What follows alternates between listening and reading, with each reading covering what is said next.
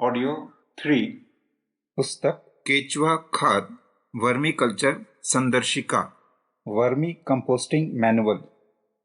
लेखक रत्नात्मक प्रकोष्ठ, शांति कुंज। चैप्टर 2, अध्याय 2, देह संरचना की सामान्य जानकारी। पहला, बाह्य आकारिकी, एक्सटर्नल मॉर्फोलॉजी फीचर्स, आकार व माप, शेप एंड साइज। केंचुआ पतला, लंबा, बेलनाकार शरीर का जंतु है जिसका अगला सिरा पिछले गोल ब्लंट सिरे से नुकीला होता है। शरीर की बाहरी सतह लसलसी होती है। अगले सिरे से कुछ पीछे इसके शरीर की मोटाई अधिकतम होती है। केंचुए की माप प्रजाति से प्रजाति व एक ही प्रजाति में केंचुए विशेष में भिन्न भिन्न पाई जाती है। सामान्यतः एक वयस्क केंचुए की लंबाई सामान्यतः 150 मिलीमीटर 6 इंच तथा मोटाई 3 से 5 मिलीमीटर तक होती है। प्रजातियों के अनुसार जाति बायोमेस्टस पावस, डाइकोगेस्टर सेलियंस, माइक्रोस्कोलेक्स फॉस्फोरियस केवल 2 सेंटीमीटर तक लंबी होती है।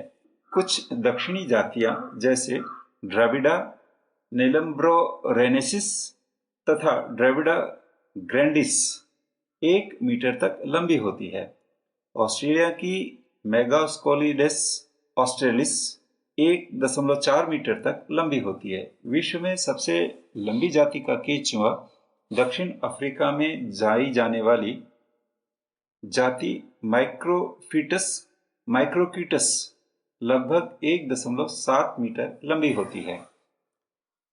रंग, अधिकतर केंचुओं का रंग मांस के रंग का होता है। केंचुओं का रंग भूरा रंग ब्राउन कलर शरीर भित्ति में एक विशेष प्रकार के पिगमेंट के कारण होता है जिससे पोर्फायरिन कहते हैं। यह पिगमेंट शरीर की तेज प्रकाश से रक्षा करता है। शरीर की ऊपरी सतह डॉर्सल सरफेस का रंग निचली सतह वेंट्रल सरफेस की अपेक्षाकृत अधिक गहरा होता है। प्रजातियों के अनुसार भी रंग में भिन्नता पाई जाती है। यह भिन्नता भूरा, लाल, सलेटी व बैंगनी रंग के रूप में होती है।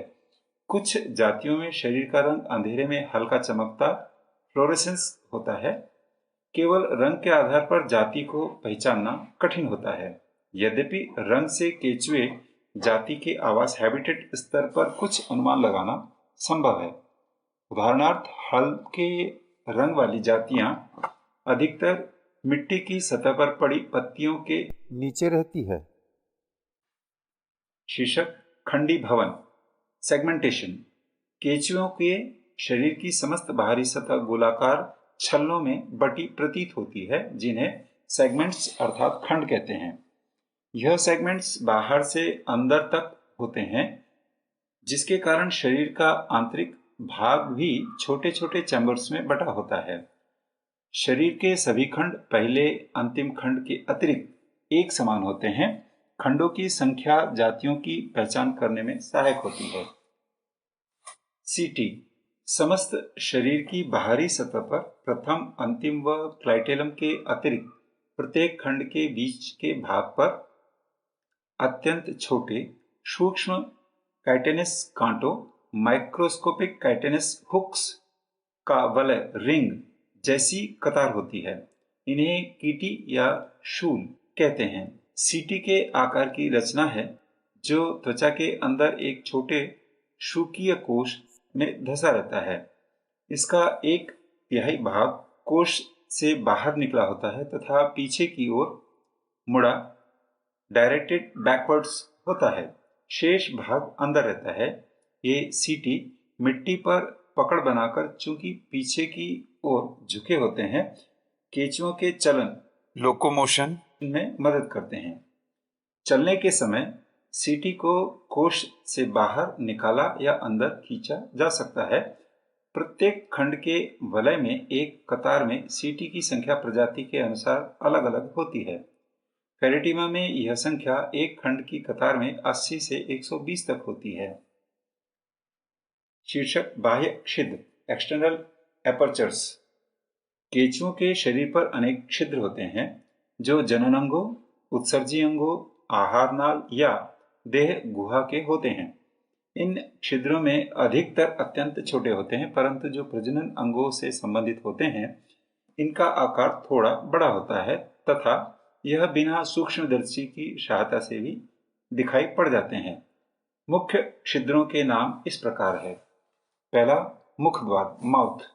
यह शरीर के प्रथम खंड में नीचे की ओर वेंट्रल साइड स्थित होता है, अर्धचंद्राकार होता है तथा उसके ऊपर परोमुख प्रोस्टोमियम लटका रहता है। दूसरा, गुदा, एनस। यह आहार नली का निकास द्वार है जिसके द्वारा अनडाइजेस्टेड वेस्ट बाहर निकलता है। यह शरीर के आखिरी खंड, जिसे एनल सेगमेंट कहते हैं, के अंतिम छोर पर स्थित होता है। तीसरा, प्रजनन छिद्र, जेनिटल पोर्स। केंचुआ चूंकि उभयलिंगी जीव है, अतः केंचुआ के एक शरीर में ही नर व मादा जनन छिद्र होते हैं। मादा जनन छिद्र, फीमेल जेनिटल पोर्स, अधरतल वेंट्रल साइड में 14वें खंड फेरेटिमा प्रजाति पर एक मादा जनन छिद्र स्थित होता है। ब, नर जनन छिद्र, एक जोड़ी अर्धचंद्राकार नर जनन छिद्र 18वें खंड फेरेटिमा प्रजाति के अधरतल पर स्थित होते हैं। इनसे प्रोस्टेट ग्रंथियां तथा शुक्र वाहिनियां बाहर खुलती हैं। ग्राहिका छिद्र, स्पर्मेथिकल पोर्स। इनके 4 जोड़े शरीर के 5वें, 6वें, 6वें, 7वें, 7वें, 8वें तथा 8वें, 9वें खंडों के अंतराखंडीय खांचों between the grooves of the segments में अधर पार्श्वीय वेंट्रोलेटरल दिशाओं में स्थित होते हैं। वृक्क छिद्र, नेफ्रिडियोपोर्स। बहुत बड़ी संख्या में ये छिद्र शरीर के समस्त सतह पर बिखरे कुछ एंटीरियर खंडों के अतिरिक्त पाए जाते हैं। इन छिद्रों के माध्यम से शरीर के मेटाबॉलिक वेस्ट की बाहर निकासी होती है। पृष्ठ छिद्र, डोर्सल पोर्स। शरीर की ऊपरी सतह पर बीच की लाइन पर along the mid dorsal line अंतराखंडीय खांचों पर छोटे छोटे छिद्र स्थित होते हैं जो सीधे देह गुहा में जाते हैं। पहला पृष्ठ छिद्र 12वें 13वें अंतराखंडीय खांचे में स्थित होता है।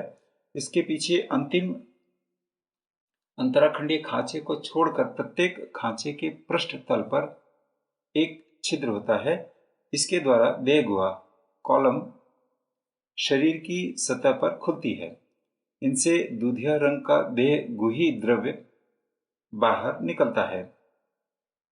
जनन अंकुर या पेपिली, जेनिटल अथवा कैपुलेटरी पेपिली। जनन छिद्रों की लाइन में ही 17वें व 19वें खंड के अधरतल वेंट्रल साइड पर एक एक जोड़ी प्याले नुमा उठे हुए जनन अंकुर पाए जाते हैं, जिनके शिखर पर गर्त में स्थित एक छोटा छिद्र होता है, जिनके द्वारा सहायक ग्रंथियां बाहर खुलती है। ये पेपिली मैथुन में सहायक होते हैं। क्लाइटेलम, वयस्क केंचुओं में ग्रंथिल उत्तक ग्लैंडुलर टिश्यू का एक स्पष्ट रूप से उभरा हुआ गोल पट्टा, सर्कुलर बैंड दिखाई पड़ता है, जिसे क्लाइटेलम कहते हैं। ये 14वें से 16वें खंडों को पूरी तरह गोलाई में घेरे रहता है। क्लाइटेलम की ग्लैंडुलर सेल्स म्यूकस, एल्बुमिन तथा कोकून बनाने के लिए सामग्री स्रावित करती है, जो इन सेल्स में डाले गए अंडों के फर्टिलाइजेशन में सहायक होते हैं। क्लाइटेलम की उपस्थिति के कारण शरीर के 3 भाग हो जाते हैं। पहला आगे वाला प्रीक्लाइटेलर भाग, दूसरा क्लाइटेलर भाग तथा तीसरा पीछे वाला पोस्ट क्लाइटेलर भाग। उपरोक्त विवरण में छिद्रों की स्थिति जहां खंड संख्या सहित उल्लेखित की गई है वह फेरेटिमा केंचुआ की है। अन्य प्रजातियों में यह खंड संख्या भिन्न हो सकती है। शीर्षक, देह भित्ति, बॉडी वॉल। केंचुओं की शरीर भित्ति बहुत पतली, मुलायम, चमकीली व लचीली होती है, जिसमें निम्न 5 परतें पाई जाती है। पहला, क्यूटिकल। यह देह भित्ति का सबसे बाहरी, लचीली तथा एक अकोशीय परत है। क्यूटिकल महीन कोलेजनी तंतुओं, कोलेजिनस फाइबर्स की 2 परतों से मिलकर बनती है। यह तंतु आड़े रूप से तथा एक दूसरे को क्रॉस करते हुए क्रिस क्रॉसिंग स्थित होते हैं। यह परत रक्षात्मक आवरण के रूप में कार्य करती है। दूसरा, अधिचर्म एपिडर्मिस। यह मोटी स्तंभी टॉल कॉलमनर सेल कोशिकाओं से बनी एक इकहरी परत है।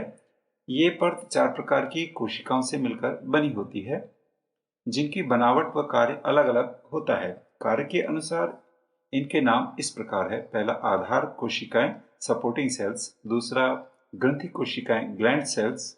तीसरा, आधारी कोशिकाएं बेसल सेल्स।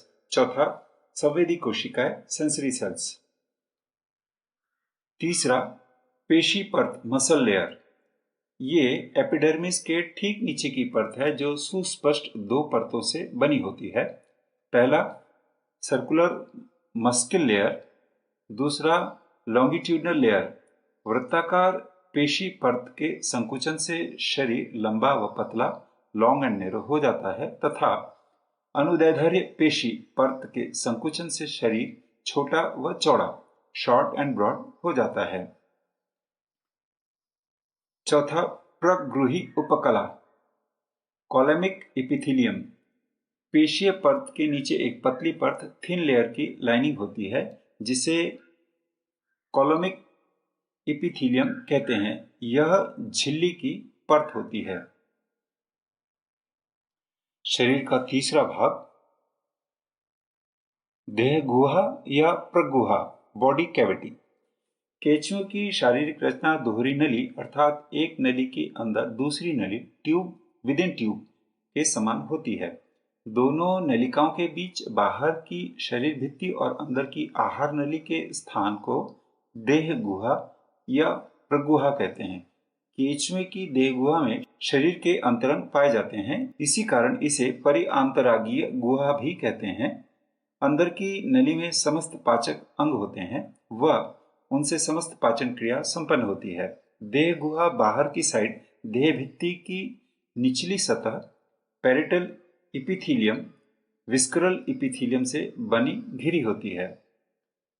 पट सेप्टा। केंचुओं की देह गुहा एक बड़ी देह गुहा न होकर अंतराखंडीय पट इंटरसेगमेंटल सेप्टा के कारण छोटे छोटे कक्षों स्मॉल कंपार्टमेंट्स चैम्बर्स में बटी होती है।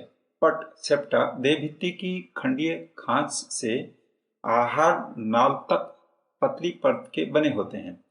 पट की दोनों सतहों पर सिलोमिक एपिथेलियम का स्तर मढ़ा रहता है। एक प्रारूपिक पट टिपिकल सेप्टम में अनेक छोटे छोटे छिद्र होते हैं। इन छिद्रों से प्रगुही कक्ष कॉलमिक चैम्बर्स परस्पर एक दूसरे से संबंधित रहते हैं। यद्यपि प्रत्येक 2 खंडों के बीच में एक पट होता है, परंतु प्रथम 4 खंड में इसका अभाव होने से देह गुहा का कक्ष बड़ा रहता है। इस प्रकार प्रथम पट चौथे 5वें खंड के बीच स्थित रहता है। यह पतला व झिल्लीदार थिन एंड मेम्ब्रेनस होता है। अगले 5 सेप्टा जो कि 5वें छठे, छठे 7वें, 7वें 8वें, 8वें 9वें, 9वें 10वें, 10वें 11वें खंडों के बीच पाए जाते हैं। मोटे मासल और तिरछे थिक मस्कुलर एंड ऑब्लिक होते हैं। इनमें छिद्र नहीं पाए जाते हैं। इन शंकुतुल्य कोन शेप्ड पटों में संकुचन प्रगुही द्रव्य कॉलमिक फ्लूइड पर दबाव बढ़ा देता है, जिससे अगले खंड स्फीत टर्जिट होकर लंबे हो जाते हैं, जिसे प्रचलन के समय मिट्टी में सुरंग बनाने के काम में लाया जाता है। 9वें 10वें खंड के बीच पट नहीं होता। 11वें 12वें से लेकर पीछे तक के शेष सेप्टा पतली झिल्ली के होते हैं। इनमें से प्रथम 3 11वें 12वें, 12वें 13वें, 13वें 14वें पटों में छिद्र नहीं पाए जाते। 14वें 15वें के पीछे के सभी पट छोटे छोटे छिद्रों से छिद्रित परफोरेटेड होते हैं। पटों का यह वर्णन व स्थिति फेरिटीमा केंचुए की है।